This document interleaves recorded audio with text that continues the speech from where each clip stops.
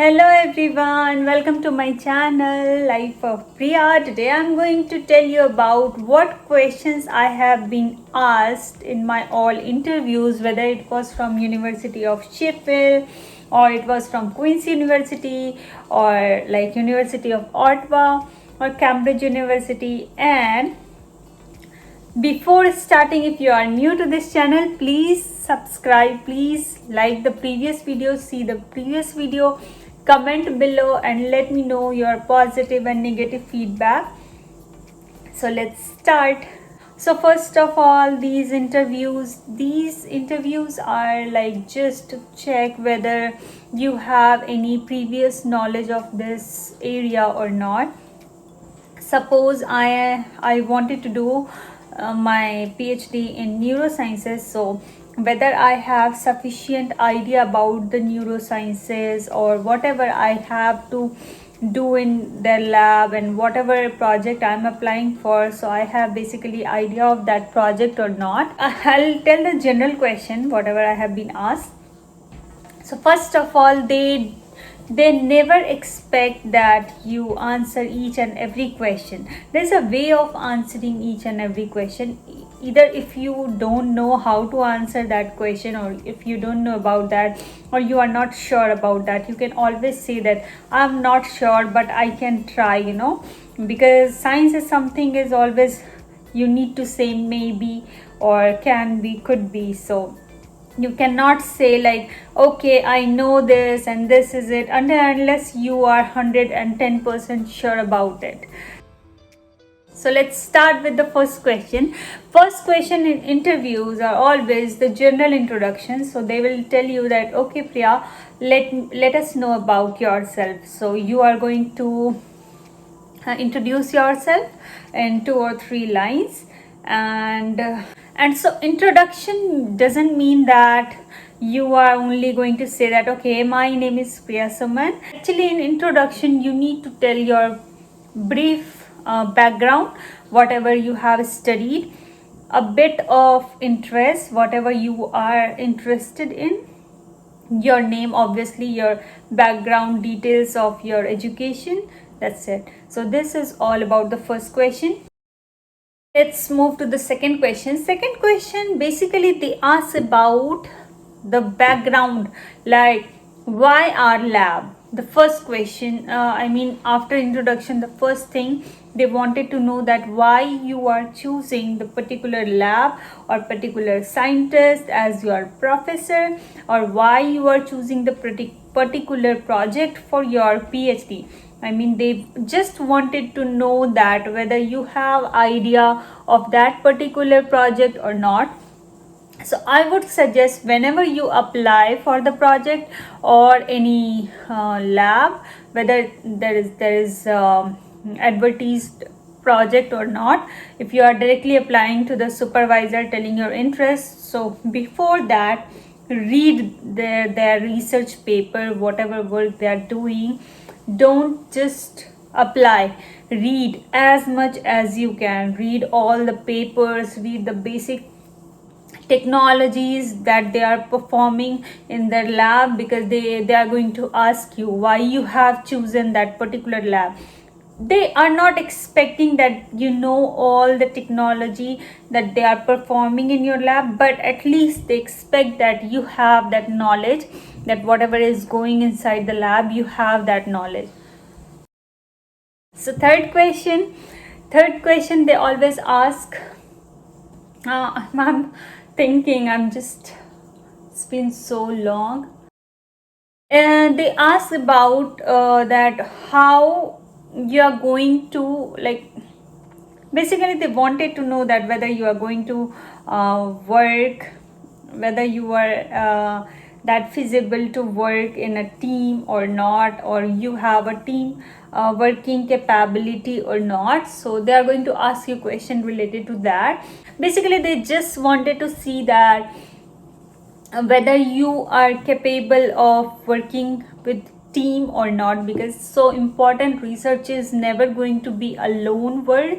So you need to have good teamwork capability. So this is usually the third question. let's move to the fourth question. So fourth question would be like, if your experiment is going to fail, in research there is nothing without failure. You will fail, you will pass, you will fail again, you will fail again and again and again, then only you are going to have a good result. There is nothing so sure.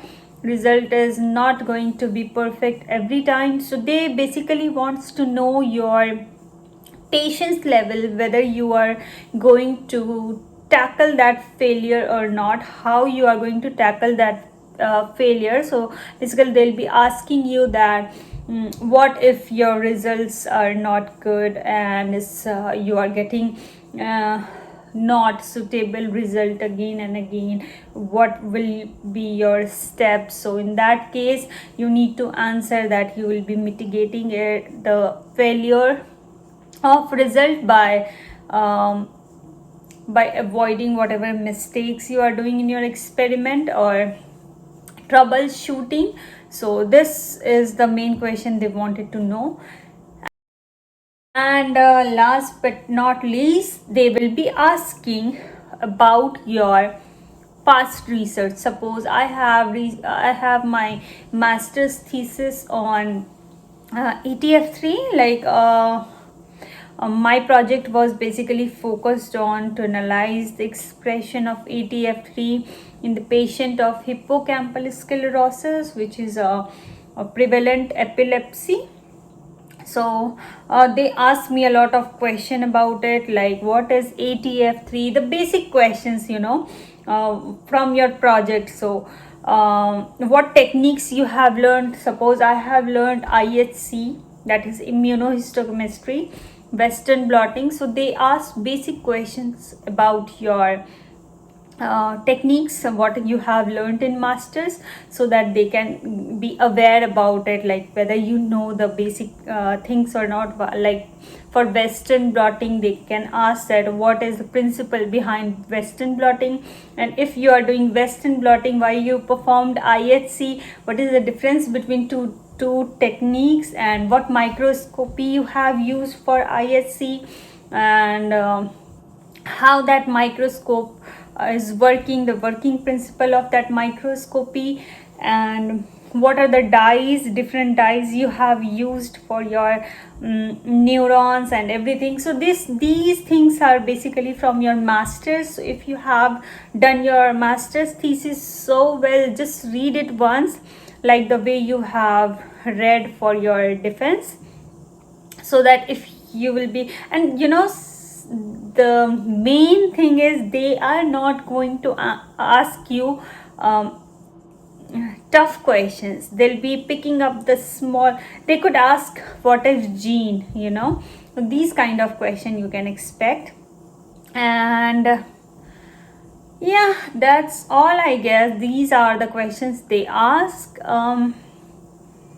Yeah, and when you are applying abroad, there is one more question they ask about how you will be managing yourself when you will be away from your family, because they wanted to know whether your mental condition would be good after leaving your mother country or not. So they'll be asking that, would you be comfortable in moving from your mother country to different country. They'll be letting you know about the weather condition, climatic condition, and they'll be asking you whether you are going to tackle that weather situation or not. Yeah, so this is, yeah, they'll be giving you the information for the weather. And if the project is not funded, they are going to ask you how you are planning to fund your project. So I don't think that so for funding thing, I have only applied for Queen's University, that was non-funded project. Otherwise every project was funded. But there are some differences in Indian currency and European currencies that I was not able to compensate. So that's why I didn't choose European countries and the other universities. So they are going to ask you that how you are planning. So suppose for Cambridge University interview, they asked me that They asked me that how you are going to manage your expenses here, and for that you can tell the different scholarship that you will be applying. Like for you studying in UK, you can apply to Chevening scholarship, and there are scholarship that are provided from Indian government too, so you can look for that scholarship on the Indian government website. And then you can answer. If you want the particular website, you can comment below and I can provide you. So these are the questions they ask in interview. And if you want that what answer I gave when I was being interviewed by them, then you can mention below in the comment, so that I can make a separate video for how to answer the interview questions. And if you haven't subscribed me yet, do subscribe, do like my videos, do comment, and do share this video as much as you can. That boosts my confidence. And I'm so sorry that I'm not that much consistent with the videos, because I am so busy in the lab. I am not getting that much time to make the video, but I'm trying. So because I was getting a lot of messages for interview questions, so that's why I decided to make this interview question. If you like this video, please hit the like button. Don't forget to press the bell icon, do subscribe, do comment. And I know I am repeating this again and again, but that's it for today. See you with another video so soon. And let me know if you want any particular video. Okay, I remember that someone said that I should show how I came to Canada, how I applied Canada. So I'll be making one video, detailed video, how I applied Canada. And if you want another application video too, you can let me know.